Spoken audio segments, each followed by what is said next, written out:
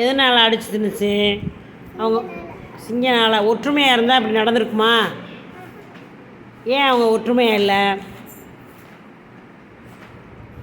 அவங்க ஏன் சண்டை போட்டாங்க? ஏமா சண்டை போட்டாங்க? 4 மாடு எதுக்கு சண்டை போட்டுச்சு? எதுக்கு 4 மாடு சண்டை போட்டுச்சு? யார் சண்டை அவங்க சண்டை மூட்டி விட்டது?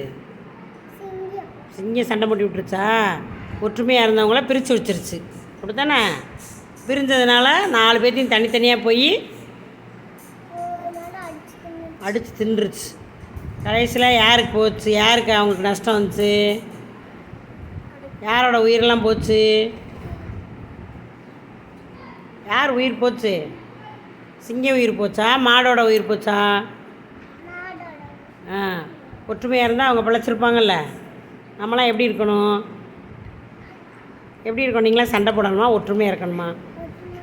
நீ ஒற்றுமையாக இருப்பியா? டெய்லி ஸ்கூலுக்கு வந்துடுவியா? ஸ்லேட் உனக்கு கொடுக்கலாமா? இதுமாரி நல்ல கதை சொன்னால் தான் இனிமேல் நல்லா விவரமாக தெளிவாக சொல்லணும் கதையை, சரியா?